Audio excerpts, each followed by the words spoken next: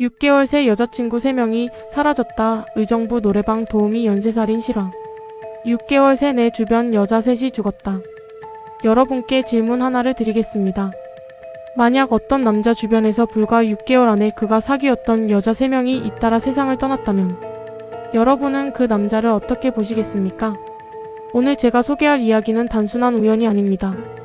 2017년 6월부터 12월까지 반년도 채 되지 않는 시간 동안 한 남자와 교제했던 3명의 여성이 각각 뇌출혈, 안매장된 시신, 그리고 목 졸림으로 숨졌습니다. 더 충격적인 건 이 3사람 모두 그가 운영하던 보도방의 노래방 도우미였다는 겁니다. 그리고 그 남자는 지금 이 순간까지도 자신의 살인을 사랑하는 사람을 위한 복수라고 부릅니다. 오늘은 대한민국 범죄사에서도 손꼽히는 엽기적인 실화, 의정부 여자친구 연쇄살인 사건의 전모를 끝까지 파헤쳐 드리겠습니다. 구독과 좋아요 먼저 눌러주시면 제가 더 힘내서 취재하겠습니다. 그럼 시작합니다. 범인 그는 누구인가? 이 사건의 주인공 범인 최 씨는 당시 30살이었습니다. 겉으로 보기엔 평범한 청년이었습니다. 오히려 곱상한 외모로 지인들에게 인상이 좋았다고 알려져 있습니다. 하지만 그의 이력은 범상치 않았습니다. 최 씨는 과거 호스트바에서 이른바 선수로 일하며 여성 고객을 상대하는 일을 했습니다.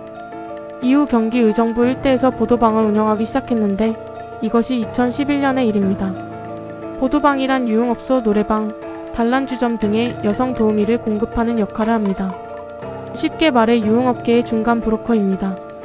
최 씨는 자신이 직접 관리하는 도우미 여성들을 소개해주고 수수료를 받았습니다. 그리고 이 과정에서 그는 자신이 관리하는 여성들을 연인으로 삼았습니다. 피해자들은 모두 이 보도방에 소속되어 일하던 20대 초반의 여성들이었습니다. 최 씨가 보여준 외적인 특징도 주목할 만합니다. 그는 평소 자신의 페이스북에 페라리, 람보르기니, 마세라티 등 고가의 고급 외제차 사진을 자주 게시했습니다. 도박을 즐겼고 수입에 비해 훨씬 과분한 고급 소비 습관을 가졌다는 증언도 있습니다. 전투경찰로 복무할 때 근무지를 이탈해 처벌받은 전력도 있었습니다. 외제차를 좋아하고 도박을 즐기고 군 복무 중에도 규율을 무시했던 남자. 하지만 주변에서는 그를 그저 허세가 좀 심한 사람 정도로 봤습니다. 아무도 몰랐습니다. 그 남자가 얼마나 잔인한 존재인지를. 첫 번째 여자 아름씨 의문의 뇌출혈. 이 사건은 2017년 6월에 시작됩니다. 아름씨 실명 대신 이 이름으로 부르겠습니다. 그녀는 당시 23살이었습니다. 최 씨의 보도방에서 일하다 그와 동거를 시작한 여성이었습니다. 그런데 2017년 6월 아름씨는 갑자기 두통을 호소하기 시작했습니다. 최 씨는 머리가 아프다고 해서 등을 두드려줬는데 갑자기 쓰러져 병원에 데리고 갔다고 주변에 말했습니다. 아름씨는 스스로 병원을 찾았고 3일간 입원 끝에 뇌출혈로 사망했습니다. 23살이었습니다. 23살의 건강한 여성이 뇌출혈로 급사한다. 아름씨의 외삼촌은 당시 의사로부터 이런 뇌출혈 사망이 일어날 확률은 1만 분의 1이라는 말을 들었다고 전했습니다. 누나가 충격이 커서 부검을 못한 게 너무 후회된다는 말도 덧붙였습니다. CT 촬영 결과 외부 충격 흔적은 나오지 않았고 국가수도 타살 증거를 명확하게 찾지 못했습니다. 결국 아름씨의 사인은 병사로 처리됩니다. 부검도 이루어지지 않았습니다. 하지만 주변 사람들 사이에서는 의혹이 끊이지 않았습니다. 지인들은 최 씨는 자기 마음에 안 들면 욕하고 때리려고 하는 경우도 많이 봤다고 증언했습니다.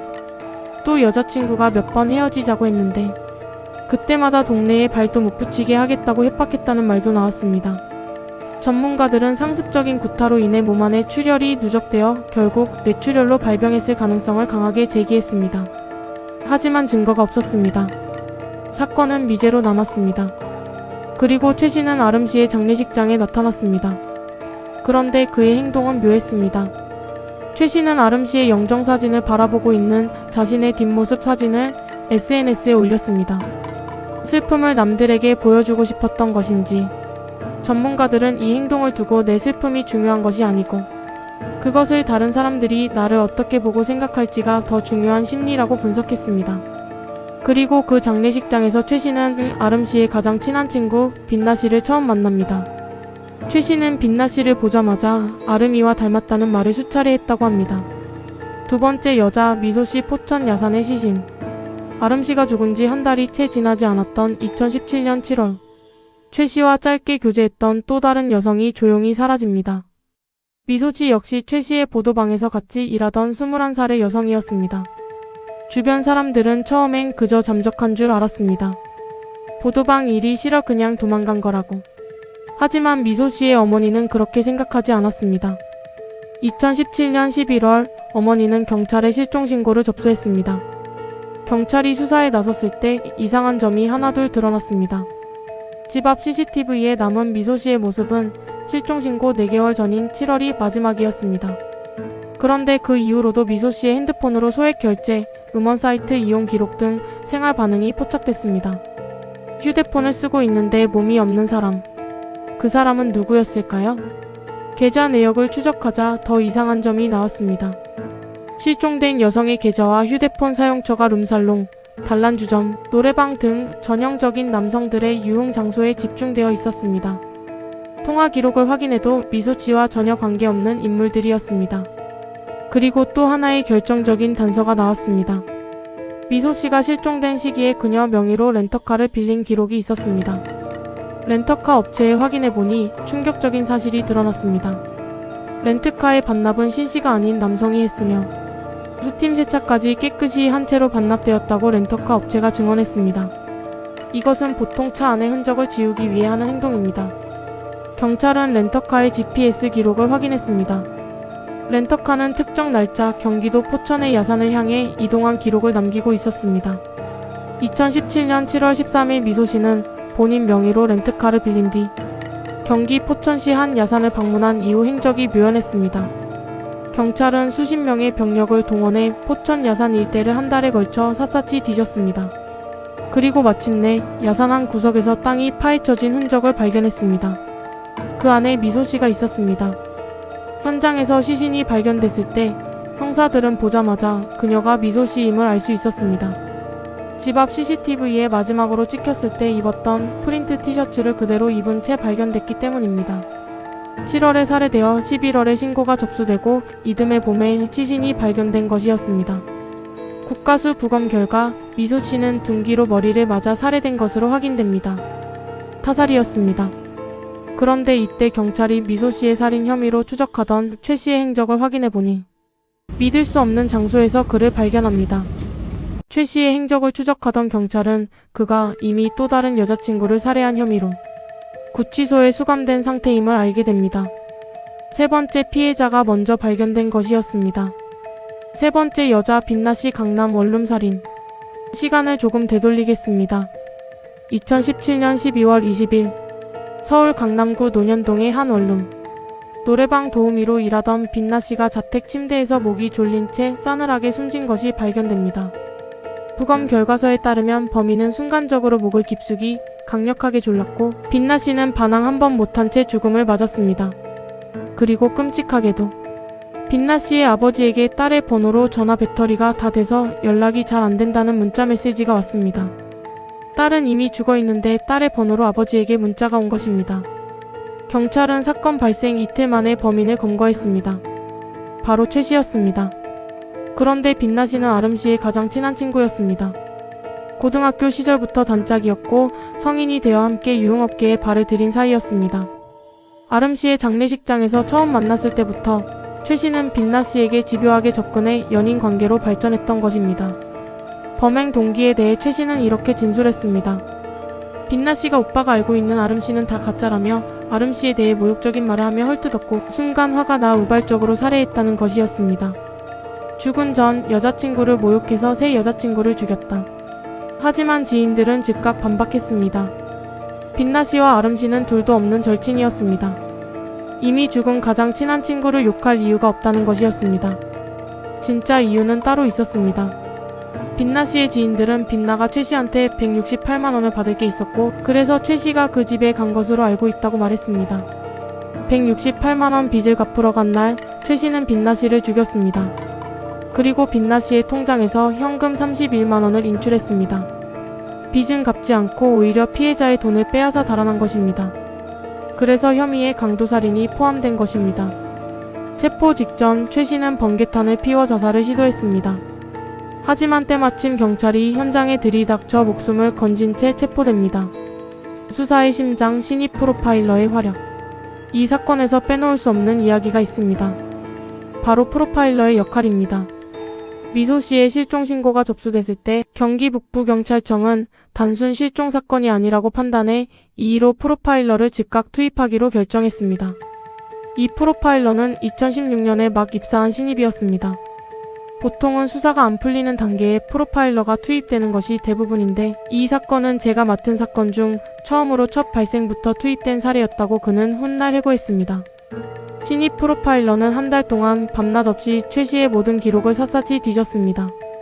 성장 과정, 가정환경, 교육관계, 범죄 전력. 그리고 프로파일러는 이렇게 강조했습니다. 범행 가능성 평가에서 가장 중요한 건 일관성입니다. 프로파일러가 어떤 용의자에게 꽂혔다고 해서 자기 입맛대로 과거 행적들을 가져와선 안 돼요.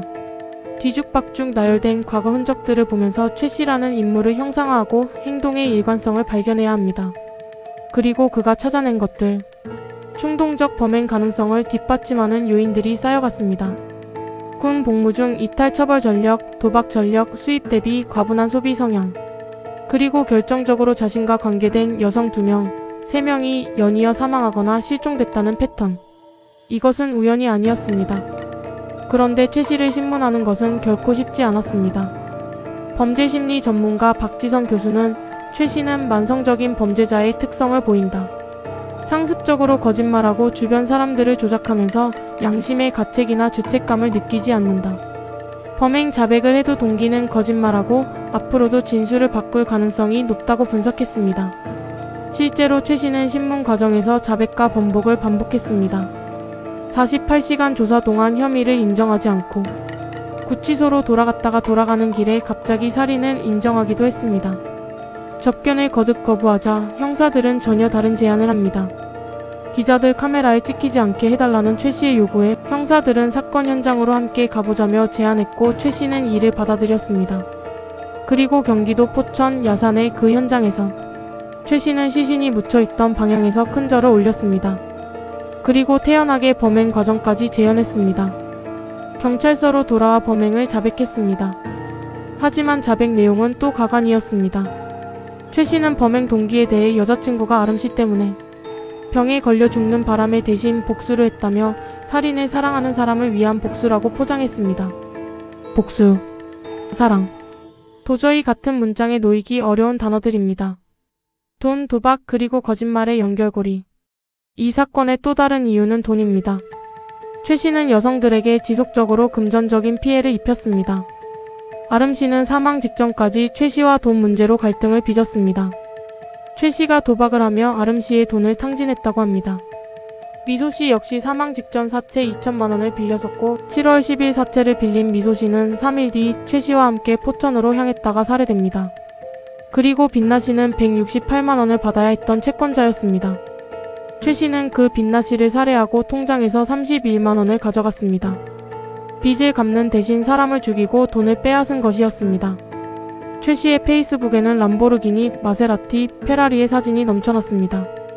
주변에는 람보르기니를 여러 사람들과 함께 샀는데 거기 투자했던 돈을 돌려받았다고 말했다고 합니다. 하지만 그 돈의 출처는 관리하던 여성들의 노동과 착취, 그리고 살인 뒤에 빼앗은 현금이었습니다. 아름 씨의 장례식이 끝난 직후 최 씨는 잠시 잠적했다가 약 한 달 뒤 5천만 원가량이 든 가방을 들고 의정부 유흥가에 나타났다고 합니다.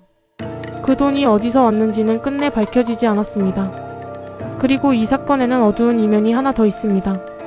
최 씨는 살인 이후 피해자들의 휴대폰을 빼앗아 마치 그들이 살아있는 것처럼 행동했습니다. 빛나 씨가 사망한 뒤 아버지에게 문자를 보낸 것처럼 미소 씨가 살해된 뒤에도 무려 2달 가까이 미소 씨의 어머니에게 카톡 메시지를 보냈습니다. 미소 씨 어머니는 9월 7일까지 딸과 카톡을 주고받았다고 증언했습니다. 그 메시지를 보내고 있던 것은 최 씨였습니다. 죽은 딸과 2달간 카카오톡을 한 어머니. 그 카톡의 반대편엔 딸을 죽인 범인이 있었습니다. 이보다 잔인한 일이 있을 수 있을까요? 재판 그리고 최 씨의 황당한 태도. 2018년 10월 최 씨는 강도살인 사체유기절도 여신전문금융업법 위반 등의 혐의로 정식 기소됩니다. 재판이 시작됩니다. 검찰은 사형을 구형했습니다. 하지만 1심 의정부지법 재판부의 판단은 달랐습니다.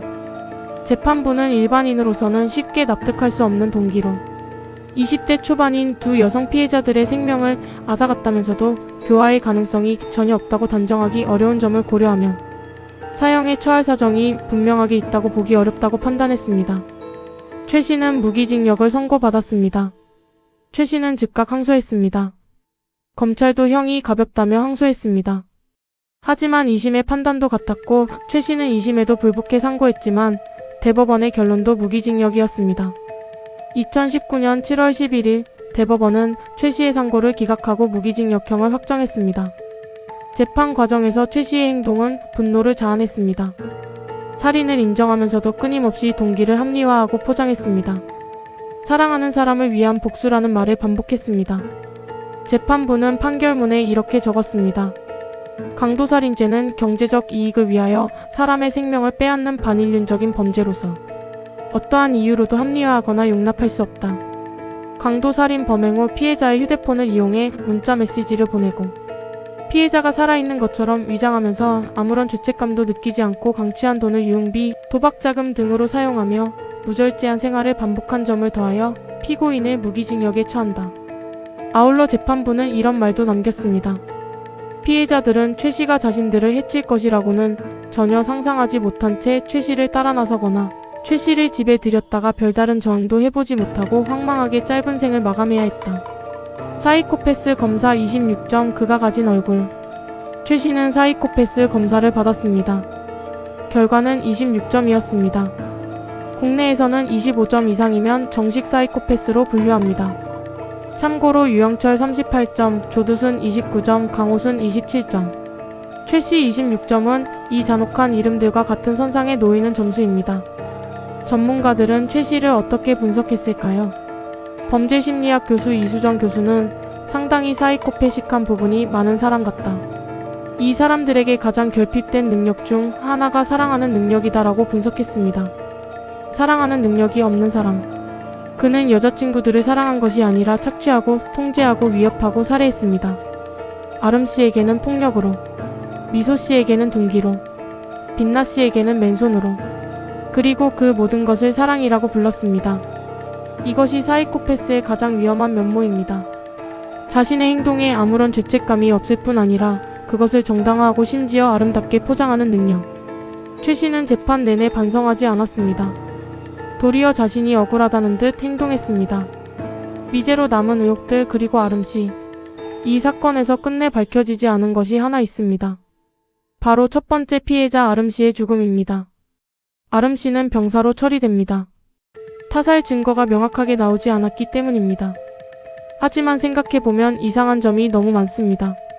23살의 젊은 여성이 갑작스럽게 뇌출혈로 사망. 가족력도 없고 평소 이상 증세도 없었습니다. 상습 폭행 의혹은 있지만 CT상 외부 충격 흔적은 없었습니다. 가족이 충격을 받아 부검을 하지 못했고 사인은 병사로 종결됩니다. 만약 그때 부검이 이루어졌다면 어땠을까요? 만약 최 씨가 아름 씨에게도 어떤 방식으로든 가해를 했다면 아름 씨는 최 씨의 첫 번째 피해자가 됩니다. 그렇다면 최 씨는 3명을 죽인 연쇄살인범이 아니라 공식적으로 확인된 것만 2명, 의심되는 것까지 합치면 3명을 살해한 연쇄살인범입니다. 아름 씨의 죽음은 영원히 미제로 남을 가능성이 높습니다. 최 씨의 범행은 단지 3 여성의 목숨으로 끝나지 않았습니다. 빛나 씨의 아버지는 딸의 핸드폰으로 온 문자를 받고 딸이 살아있다고 믿었습니다. 미소 씨의 어머니는 2달 동안 범인과 카톡을 나누며 딸이 잘 있다고 믿었습니다. 그 거짓말이 거치는 순간 가족들이 마주한 것은 딸의 죽음과 자신들이 범인과 대화하고 있었다는 이중의 충격이었습니다. 이 사건을 짚으면서 저는 몇 가지를 꼭 말씀드리고 싶습니다. 첫 번째, 이 사건은 신입 프로파일러 한 명의 집념에서 실마리가 풀리기 시작했습니다. 2016년에 입사한 신입이 처음으로 첫 발생 단계부터 투입된 사건에서 밤낮 없이 한 달 동안 용의자의 과거를 파고들었고 GPS 기록에서 시신의 위치를 추적해냈습니다. 그 집념이 없었다면 미소 씨는 영원히 야산 어딘가에 묻혀 있었을 것입니다. 두 번째, 이 사건은 보도방이라는 구조적 취약성을 보여줍니다. 피해자 3명 모두 최 씨가 관리하던 도우미 여성들이었습니다. 최 씨는 고용주의자 연인으로서 이중의 권력을 쥐고 있었습니다. 도망치기 어려운 구조 속에서 여성들은 착취와 폭력에 노출되어 있었습니다. 세 번째, 부검의 중요성입니다. 아름 씨가 뇌출혈로 사망했을 때 부검이 이루어졌다면 달라졌을 수 있습니다. 23살의 젊은 여성이 갑자기 뇌출혈로 사망했을 때 유족이 충격받았더라도 수사기관이 더 적극적으로 움직였더라면 피의자 최 씨의 사이코패스 점수 26점. 유영철, 강호순과 나란히 놓이는 그 숫자는 단순한 수치가 아닙니다. 그것은 얼마나 많은 사람이 아무런 죄책감 없이 타인의 목숨을 빼앗을 수 있는지를 보여주는 숫자입니다. 그리고 더 무서운 것은 그런 사람이 겉으로 봐서는 알 수 없다는 것입니다. 최 씨는 곱상한 외모였습니다. 처음엔 친절하게 접근했습니다. 아무도 몰랐습니다. 피해자들도 피해자들의 가족도. 오늘 이 영상이 3명의 피해자 아름 씨, 미소 씨, 빛나 씨를 기억하는 계기가 되길 바랍니다. 가장 가까이 있던 사람에게 목숨을 잃었고 그 죽음이 가족들에게 제대로 전해지지도 않았던 사람들입니다. 이 이야기를 전함으로써 우리 사회가 더 안전해지기를, 그리고 이런 피해가 반복되지 않기를 바랍니다. 영상이 도움이 되셨다면 구독, 좋아요, 알림 설정 꼭 부탁드립니다. 지금까지 그날의 이야기였습니다.